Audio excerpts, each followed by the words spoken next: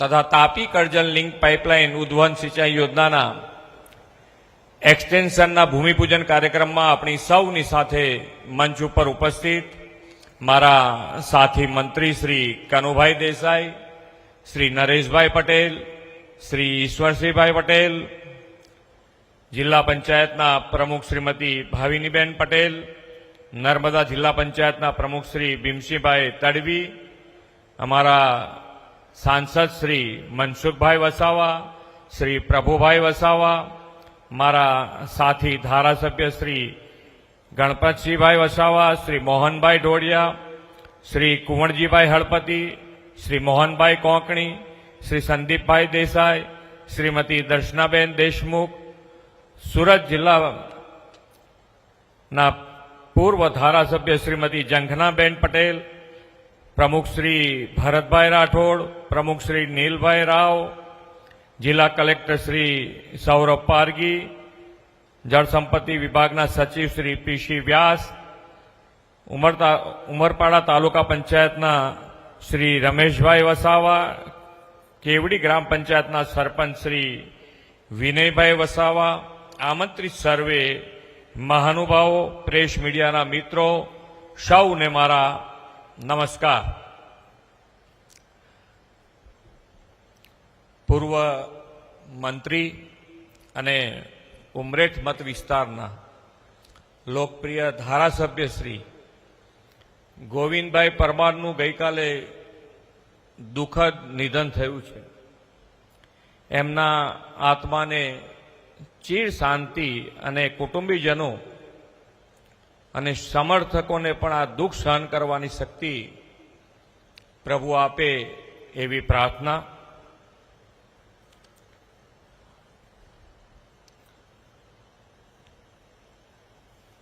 માન્ય વડાપ્રધાન શ્રી નરેન્દ્રભાઈ મોદી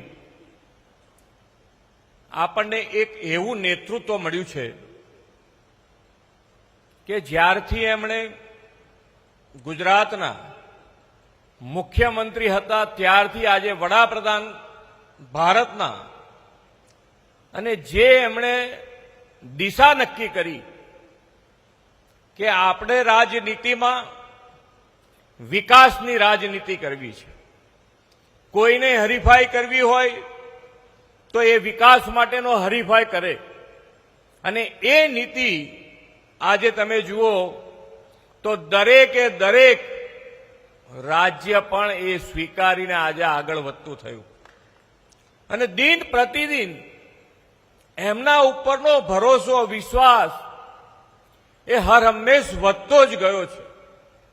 એનું કારણ તો કે એમણે સામાન્યમાં સામાન્ય માણસ, છેવાડાનો માણસ, વંચિત માણસ એને મુખ્ય પ્રવાહમાં કેવી રીતે લાવી શકાય એના માટેનો હર હંમેશ એમણે પ્રયત્ન કર્યો. આજે આદિવાસી પરિવારો અને આદિવાસી પરિવારોને પણ એમનું જીવન ગૌરવમય બને, ગૌરવથી જીવી શકે, એના માટેનો પણ જો સૌથી મજબૂત રીતે પ્રયત્ન થયો હોય તો એ માન્ય વડાપ્રધાન શ્રી નરેન્દ્રભાઈ મોદીએ કર્યો. ગૌરવ અપાવવા માટે ભગવાન બિરસા મુંડાના જન્મ જયંતિને, જન્મદિનને જનજાતીય ગૌરવ દિવસ તરીકે ઉજવવાની જો કોઈએ શરૂઆત કરી હોય તો એ માન્ય વડાપ્રધાન શ્રી નરેન્દ્રભાઈ મોદીએ કરી. એમના 150મી જન્મ જયંતિ પણ આખા દેશમાં ઉજવણી એમના નેતૃત્વમાં થઈ, આપણા ગુજરાતમાં પણ આપણે કરી. સૌથી એટલે જેને કહેવાય કે ભગવાન બિરસા મુંડાને સૌથી શ્રેષ્ઠ અંજલિ કોઈએ આપી હોય તે માન્ય વડાપ્રધાન શ્રી આપે. આજે વિકાસની વાત અને વિકાસની વાતમાં વિરાસતને પણ એટલું જ ગૌરવ આપીને આગળ વધવાનું જો કોઈ કાર્ય કરી રહ્યું હોય તો એ માન્ય વડાપ્રધાન શ્રી નરેન્દ્રભાઈ મોદી. એ પછી રામ મંદિર બનાવવાની વાત હોય કે પાવાગઢમાં ધ્વજારોહણની વાત હોય, એ દરેકમાં જેમ સોમનાથ પર્વ, સ્વાભિમાન પર્વ ઉજવણીની વાત હોય, તો આપણી સંસ્કૃતિ, આપણે વિકાસ કરવો છે, પણ વિકાસની સાથે આપણી વિરાસત, આપણી સંસ્કૃતિ એ પણ એટલી જ જરૂરી છે. એના પણ મજબૂત પાયા આપણા હશે તો જ આપણો વિકાસ ટકી શકશે. અને એને ધ્યાનમાં રાખીને આજે માન્ય વડાપ્રધાન શ્રી, અને આપણી પાસે માન્ય વડાપ્રધાન શ્રી હર હંમેશ એ આગળનું વિચારી, વિઝનરી લીડરશીપ છે આપણી પાસે. આગળનું વિચારીને હર હંમેશ કામ કર્યું છે. આદિવાસી પટ્ટામાં જ્યારે એમણે વનબંધુ કલ્યાણ યોજનાની શરૂઆત કરી અને વનબંધુ કલ્યાણ યોજનાની સાથે સાથે હમણાં જ 150મી જન્મ જયંતિ ભગવાન બિરસાની ઉજવણી પ્રસંગે 2 લાખ કરોડ રૂપિયાની જનજાતીય ગૌરવ યોજના આપણે 5 જ વર્ષમાં વાપરવાના છીએ. આટલી મોટી રકમ આદિવાસી સમાજ માટે, આદિવાસીના આખા પટ્ટા અંબાજીથી ઉમરગામ સુધી 5 વર્ષમાં આપણે આ 2 લાખ કરોડ રૂપિયા વાપરવાના છીએ. અહીંયાથી હમણાં મંત્રીશ્રીઓ પણ કહેતા હતા એમ જ કે એક વર્ષે 35,000 કરોડ રૂપિયા વપરાશે આદિવાસી પટ્ટામાં. તમારે જે બાકી હોય એ તમારા વિસ્તારમાં, જિલ્લો, તાલુકો, ગામ સુધી તમારે જે પણ જરૂરિયાત હોય એ જો આયોજનબદ્ધ રીતે કામ લઈને આવશો તો એક પણ કામમાં અમારી ના નહીં હોય. એ કામ તમારું પૂરું કરવાની અમારી તૈયારી હશે. શિક્ષણની કામ હોય, સ્વાસ્થ્યનું હોય, રોડ રસ્તા હોય, સરકારી મકાન હોય, દરેકે દરેક ક્ષેત્રે આદિવાસી પટ્ટાના કોઈ કામ અધૂરું ના રહી જાય એના માટેનો જો કોઈએ વિચાર કર્યો હોય તે માન્ય વડાપ્રધાન શ્રી નરેન્દ્રભાઈ મોદી કરશે. એટલે 2 લાખ કરોડ રૂપિયા છે, કઈ નાની રકમ નથી અને 5 વર્ષમાં વપરાવાની છે. 5 વર્ષમાં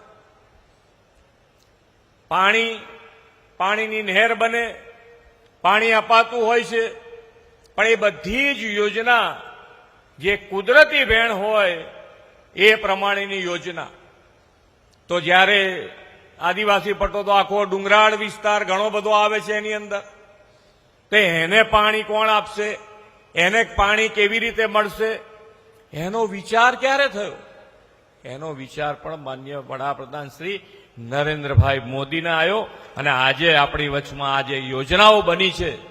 તમને લાગે કે ખરેખર આજે 87 મીટર ઊંચું આ પાણી પહેલા ઉપર જાય અને પછી નીચે આવે. કેટલી અદ્ભુત યોજના બનાવી છે કે સામાન્ય માણસનો પણ વિચાર કે એક માણસ રહેતું હોય કે એક ફળિયું રહેતું હોય તો એનો વિચાર કરીને પણ આ પાણીની યોજના બનાવી. એટલે એ તો માન્ય વડાપ્રધાન શ્રી નરેન્દ્રભાઈ મોદી જ કરી શકે, એ જ વિચાર કરી શકે કે દરેકે દરેક યોજના, કોઈ પણ યોજના માન્ય વડાપ્રધાનશ્રીએ બનાવી, સરકારી યોજનાઓ, તો એ યોજનાઓ પણ કેન્દ્ર સ્થાનમાં જો કોઈને રાખ્યું હોય તો એ સામાન્ય માણસને એની અંદર કેન્દ્ર સ્થાનમાં રાખ્યું છે. એ પછી યોગથી આયુષ્યમાન કાર્ડની યોજના હોય કે પાણી માટે ઉદ્વહન યોજના હોય, દરેક જણ રોડ રસ્તા છેક સુધી પહોંચાડે છે. દીકરા દીકરીઓને ભણવાની વ્યવસ્થા, સાયન્સ, પહેલા સાયન્સ કોલેજો જ નહોતી, સ્કૂલ નહોતી. સાયન્સમાં દીકરા દીકરી ભણે કેવી રીતે એનો પણ વિચાર માન્ય નરેન્દ્રભાઈએ કરી અને સાયન્સ સ્કૂલો, સાયન્સ કોલેજો, આજે તો મેડિકલ કોલેજ પણ આ વિસ્તારમાં બની છે. અને આજે દીકરા દીકરીઓ એન્જિનિયર, ડોક્ટર, વકીલ બનતા થયા છે.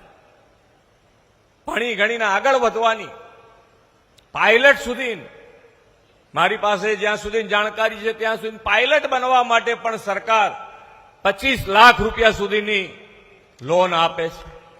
ના આનો લાભ પણ આપણા આદિવાસી સમાજના દીકરાઓએ લીધો છે અને પાયલટ પણ બન્યા છે. ખૂબ સારી રીતે આગળ વધવા માટેની દરેકે દરેક યોજના માન્ય વડાપ્રધાનશ્રીના નેતૃત્વમાં ગુજરાત સરકાર, હું અને મારી ટીમ એના માટે હર હંમેશ તૈયાર હોઈએ છીએ. આપણે બધાએ જે માન્ય વડાપ્રધાનશ્રીનો સંકલ્પ છે કે 2047 સુધીમાં આપણે વિકસિત ભારત બનાવવું છે અને વિકસિત ભારત માટે આપણે સૌએ સાથે મળીને આગળ વધીશું તો જ આ વિકસિત ભારત માટે સૌથી કોઈ વધારે લીડ લે તો એ ગુજરાત લે અને ગુજરાતની સાથે સાથે અંબાજીથી ઉમરગાંવ એની અંદર સૌથી આગળ રહે અને વિકસિત ગુજરાત બનાવીએ એ જ અભ્યર્થના સાથે વિરમું છું. ભારત માતા કી જય, વંદે માતરમ, જય જય ગરવી ગુજરાત.